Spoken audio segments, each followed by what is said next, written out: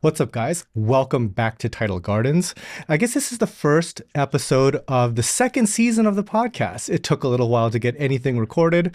We're in the middle of nowhere, and it is hard to get people to come visit. But today we've got David Lemus. So, real quick, go ahead and introduce yourself for the people that don't know who you are and like a little bit of your background.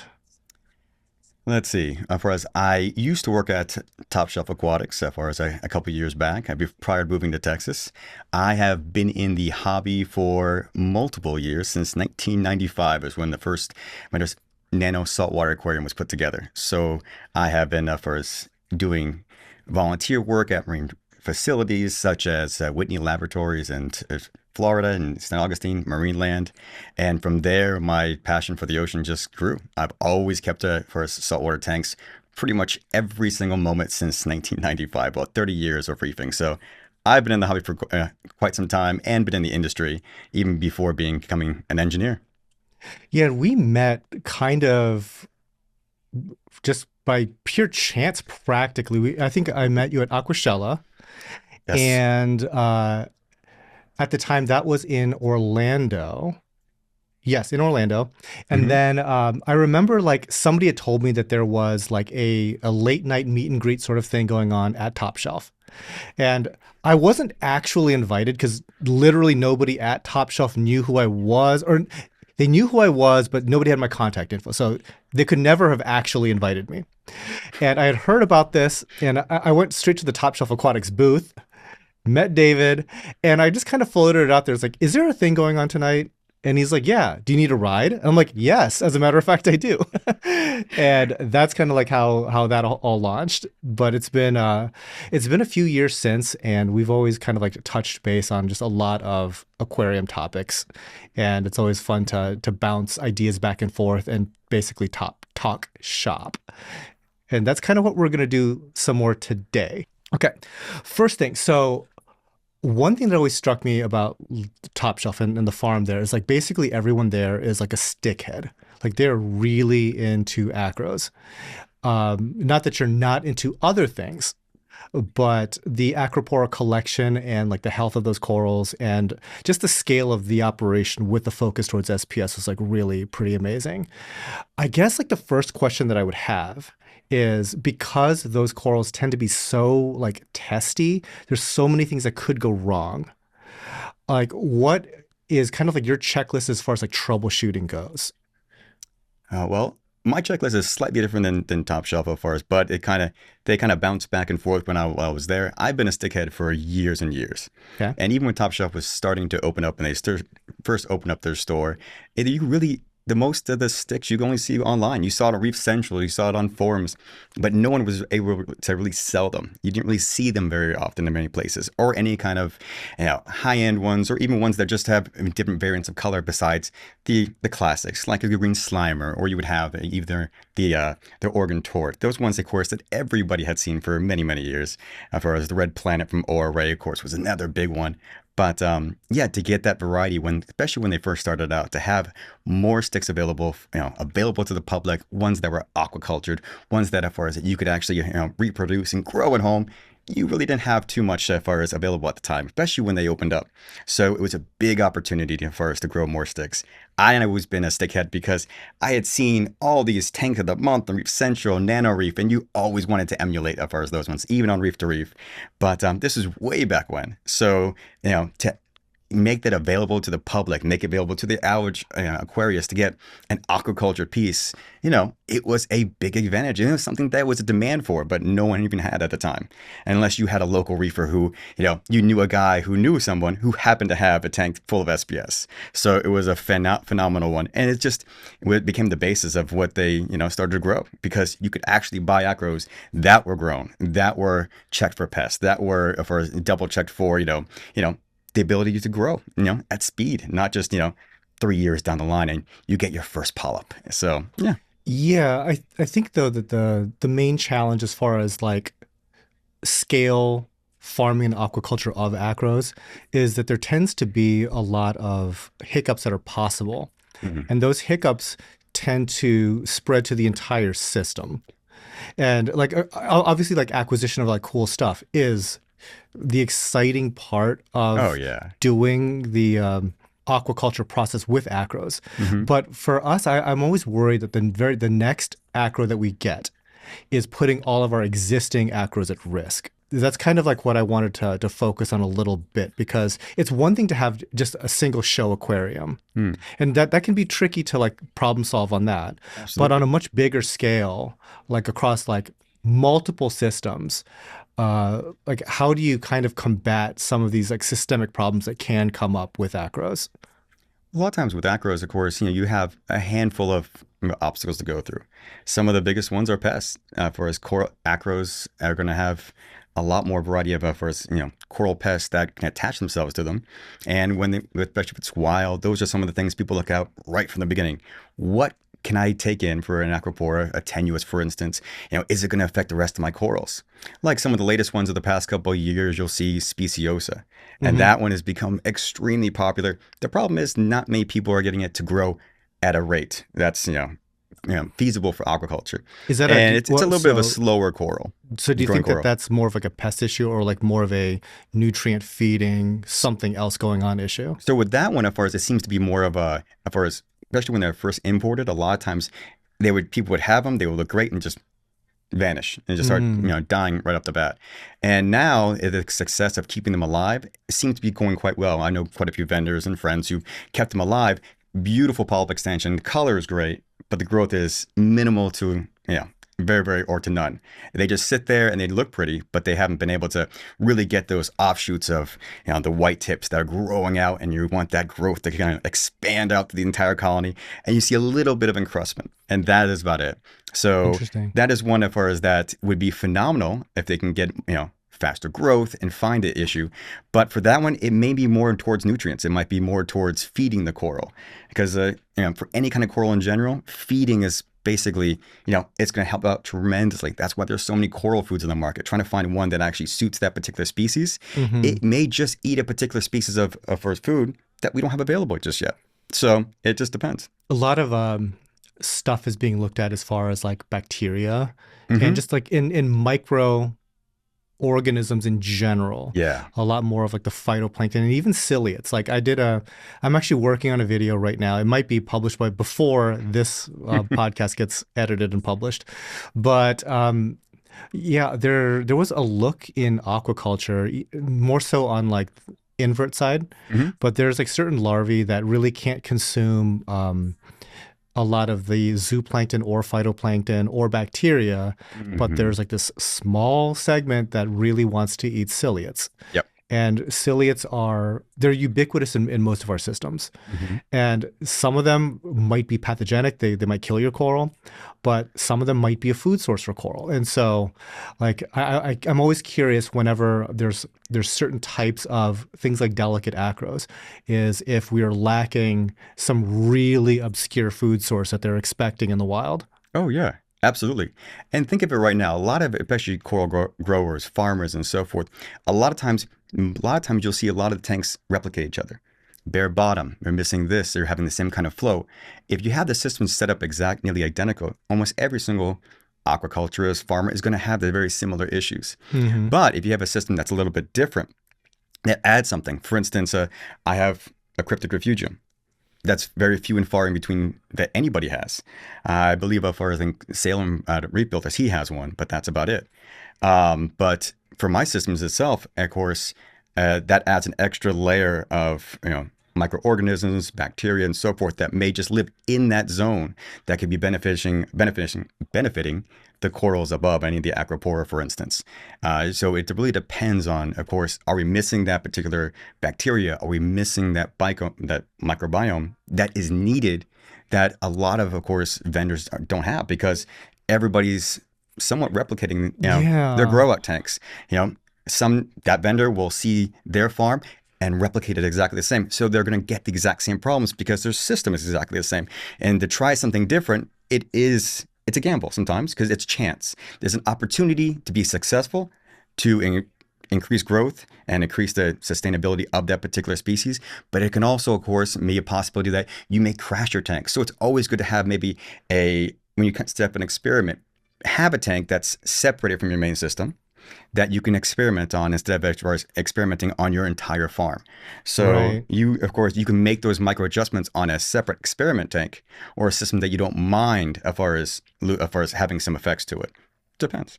Yeah, because we have to play this careful balance between something that a home hobbyist would be wildly successful with, Hmm. that we know would be wildly successful, and then something that we can do on an industrial scale that we would have control over. Hmm. Because like the microbiome, incredibly important, and you can make your life so much easier Hmm. by starting your tank with live rock. Like the difference between starting your tank with live rock Hmm. and starting your tank with basically dry dead rock, which we did. We did the dry dead rock thing. You will run into some problematic nonsense, and Hmm.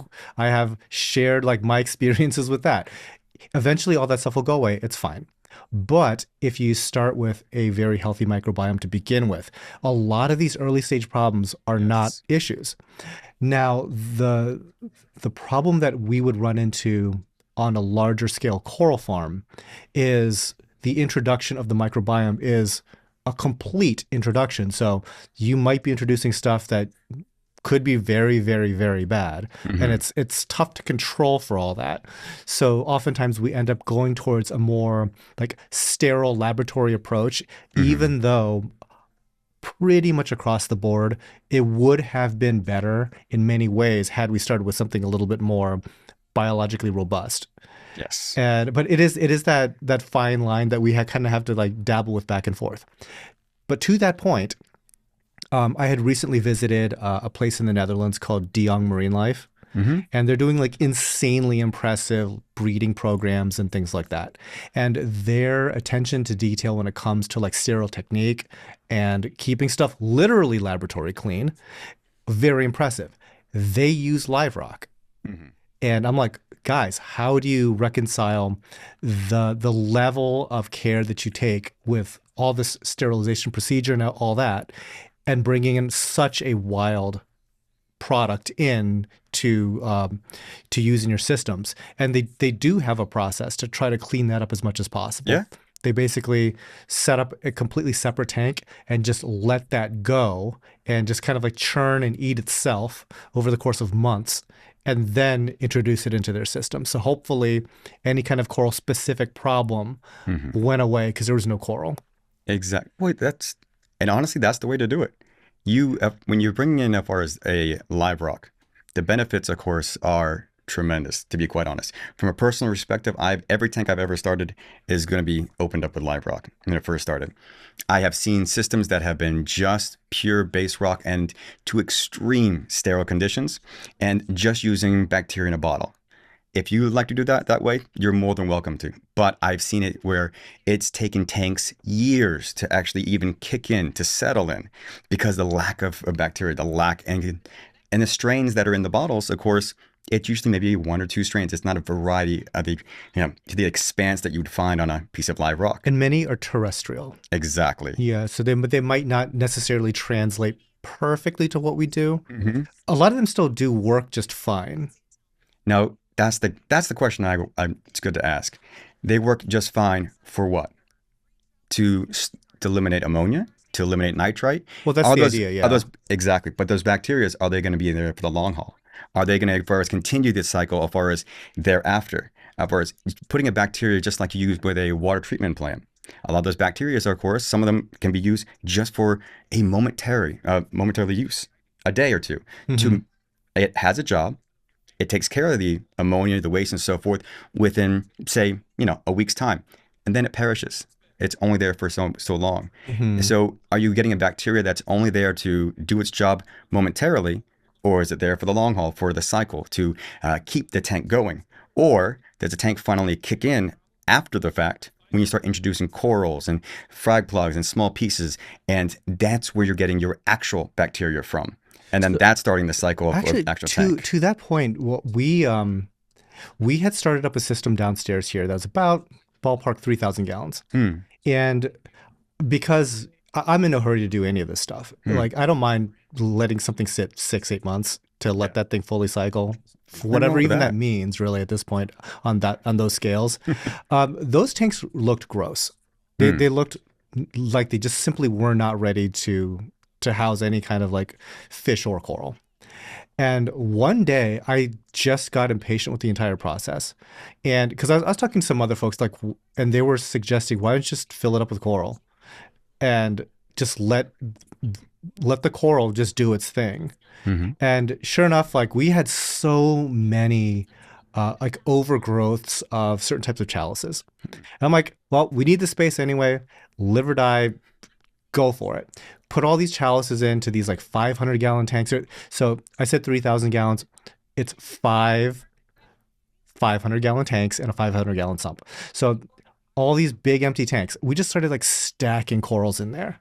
Hmm. And uh, maybe I'm like overselling it just a little bit, but it seemed like an overnight clearing of the water. Oh yeah, Like immediately, like the microbiome that the corals already came with, just exactly. polished up everything. Now, we always get this question about, how many corals can I add at once? Sort of like thinking it's like a fish. Hmm. You're like, oh, you need to slowly introduce your fish population because you don't want to overdo it and get a nutrient spike. I don't think that there is a top limit to how many corals you can throw in at any given time. Like we added hundreds to a gross system, and that system got better. Yeah. And So, you think about it, you added in, for as all those corals. So you added whatever bacteria microbiome that's on the corals themselves. mhm. But think of all the surface area of, for instance, the plates, the plugs, all as far as the attachments, whatever the corals were on. That amount of surface area being applied with the corals into that tank, that is going to bring all that beneficial bacteria, that microbiome from your successful tank into a barren tank. And Mhm. now you have an immediate response of all the bacteria going, okay, this is a new system, this is new water, and these are the type of far as nutrients and food that we need to replicate to change. And they're immediately changing the water because there's a food source that, of course, that's never been taken available, and the only bacteria in the tank is the one from the bottle. And of course, it didn't have the strains to take care of certain aspects of the water. Mhm. Now you brought in that bacteria, and they're like, it's a free for all, and they can eat it up and use it. Yeah.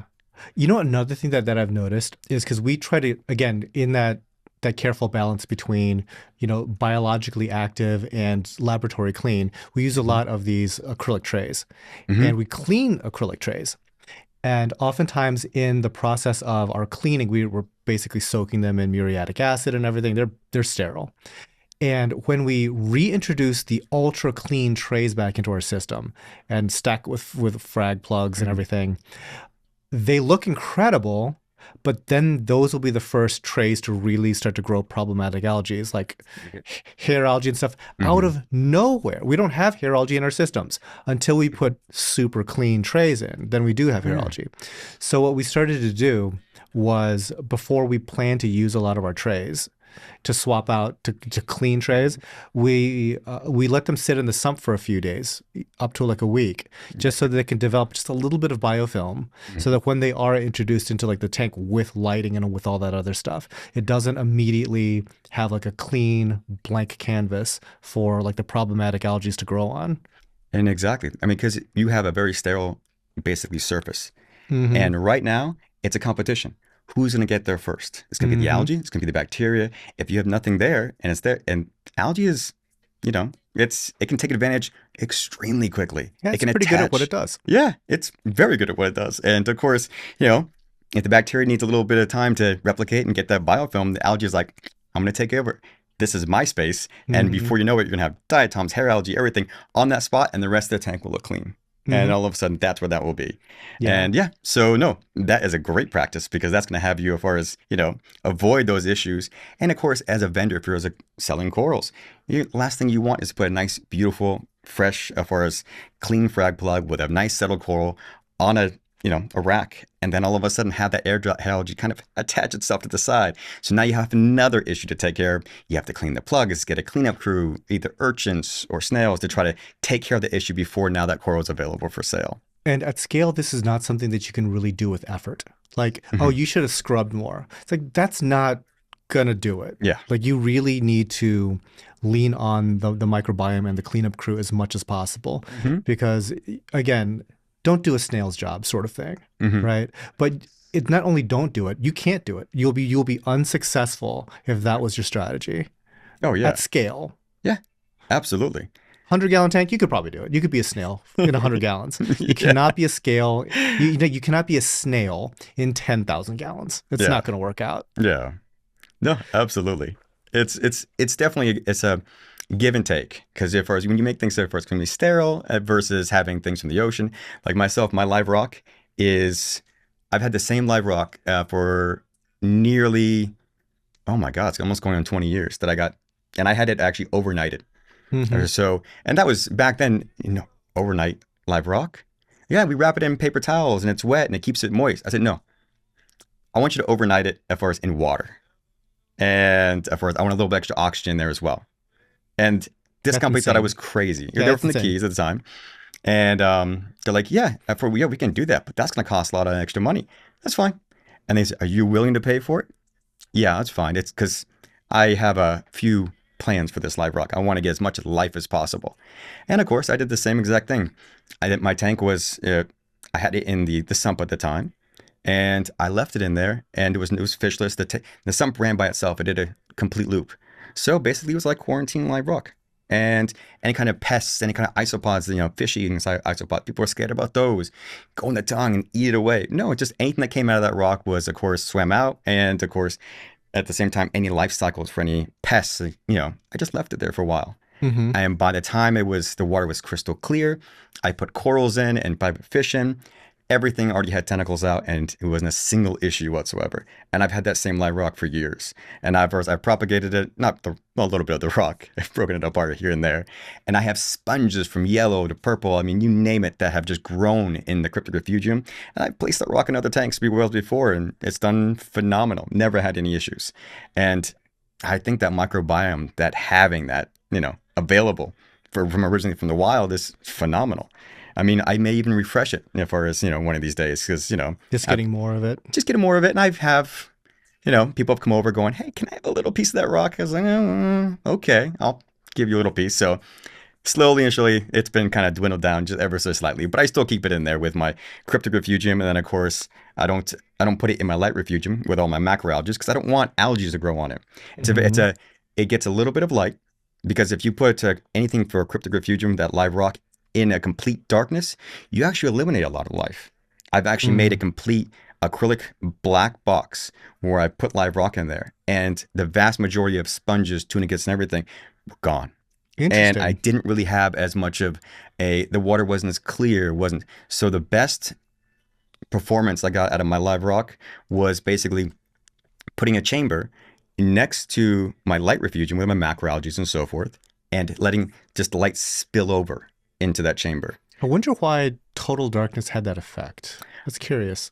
Yeah, that actually, yeah, I would love to go further on it to see how it would affect it, why it was complete darkness. Because I was just going by zones in the ocean. You have, Yeah. of course, cryptic zones, lighter zones, then you have, of course, zones that are just complete darkness overall. Hmm. And I was trying to the reason why I added that little extra light is I just compared to the ocean. Of course, is there more life in those zones or in complete blackness? Of course, is there more life for filtration and so forth?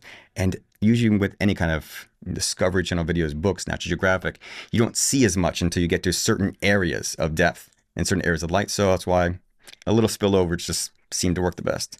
And just a little Yeah. bit. Just whatever spilled over from the light refugium. That was it. Very, very interesting. Yeah, because a lot of that sort of technique is not something that we typically do here. But I think that there's the potential for a lot of interesting benefits is high. And I think that like as time goes on, people are going to have a lot more of a better understanding of that, Mhm. especially when like a lot more anecdotal evidence of like stuff doing pretty well is going to be available. That's very cool.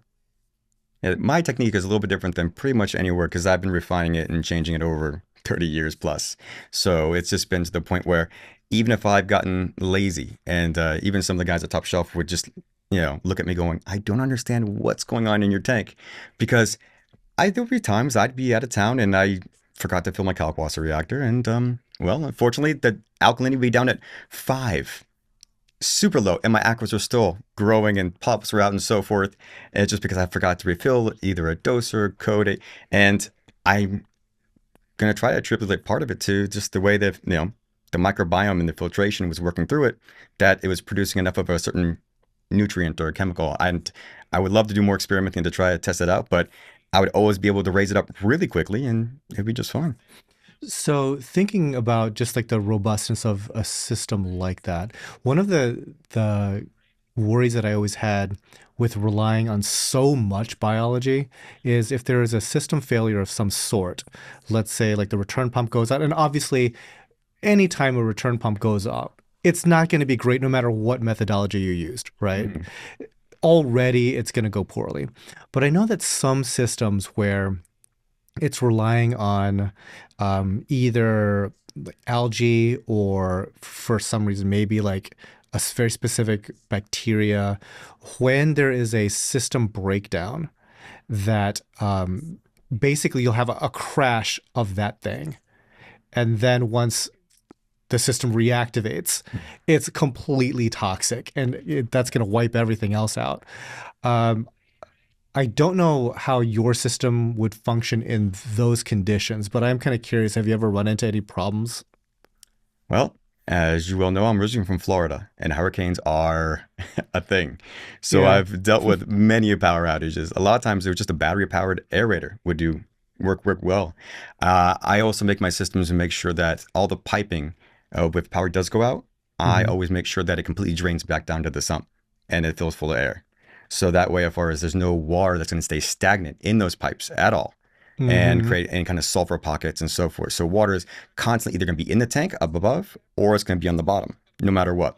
So the does go out, it's always drains down. So that way, of course, there's no stagnant water in any of those pipes whatsoever. And it in any is left over is at a minimum. Yes, So whatever die off happens in the pipe, it's like the surface area is not crazy. exactly. And it's not going to be as far as an extreme. I just want to make sure I avoid any kind of large potential issues as far as that's going to happen, as far as if the power does Mhm. go out. So as long as I keep aerators, just battery powered ones in the sump, power goes out, drop the aerator in the tank, top and bottom, and I've always been fine. I've gone days as far as without any power whatsoever, just keeping the tank cool. I would just freeze water bottles and let them float in the tank or float in the sump just to keep the water cool. And the Uh-huh. aerator, it does move a little bit of water, so it did, of course, help out and didn't have any issues. Only if it went like past a week, yeah, of course, you want to do water change and so forth. But I started to learn to live with power outages here and there. Yeah. And now that I'm in Texas, I have to learn with it even more. It's not the hurricanes, it's the power just might just go out. As far as from, A goofy uh, electrical system. yeah, from the ice storms or so forth. And, they send out notices, please, can you turn your house up to, 85 degrees in the middle? I'm like, or do the opposite, make it quite cold in the winter. I was like, either going to freeze or we're going to boil in the summer. So, because, we don't have enough power to give to everybody. They've seemed to got better, but still a worry, of course. Huh. I have a generator now, so it's a good thing to have. Yeah, yeah, absolutely. It can always be tricky, but yeah, I was just kind of like curious if like specifically um the biology of like a cryptic sump as well as like a refugium, like how robust would that be? Um, when there is kind of like a systemic failure like that for even like a short period of time, because I know that some things can crash really rapidly, especially like the bacterial stuff. So Hmm. yeah, kind of curious. Obviously, you want to avoid these situations like right off the bat, Of like course. backup power, all that fun Hmm. stuff. Like here, we've got like full backup power, but weird stuff happens. It's Hmm. entirely possible. So very well insulated building, Yes. large water volumes, that sort of thing. But the pipe thing is interesting because uh, we have a lot of pipes under the water level of the sump, and like lots of it, like Mhm. miles of pipe. So like Oh, yes. that I've seen. that water's not moving in the case of, I mean, it wouldn't be, I wouldn't think it would be an electrical failure, but I mean, if a pump decides to shut off for whatever reason, Hmm. also why we use like a biz pumps, they tend to like be reliable. Oh, yeah. But yeah, I mean, like the length of those pipes is extensive here. Well, Mm. so who knows? It's just like as Good far as luck. yeah, things like that. Like people put skimmers towards the end of their sump, for instance, Uh-huh. and right next, they'll have, the water will come down, It'll enter the sump, and then of course the skimmer will be right towards the end, the last chamber. Well, of course that level, of course, can change. You can go up in level, and you know if the water level in a skimmer changes quite a bit, it can explode with foam or overflow and so Yeah. forth. And people, of course, have float valves in their cups, so that way it can turn it off and on. And I thought, well, it's the water level of the skimmer that's the main point. I just moved my chamber to the very beginning. So when the water goes off, of course, it drains down to the lower portions of the sump, Hmm. but the level of the front of the sump never changes. That's why I haven't had a skimmer overflow in 15, 16, 17, 18, 20 years. I don't know. I can't even remember the last time it happened. Another Just perk of placement. having external skimmers too. Yeah, So it's that's not sump water that level is a nice dependent. thing. Yeah. But oftentimes they're larger, and then now your sump has to be a big enough capacity to take water draining back from a Mhm. relatively large external. Yeah. Yeah. Always fun when it comes to like system design. Oh yeah.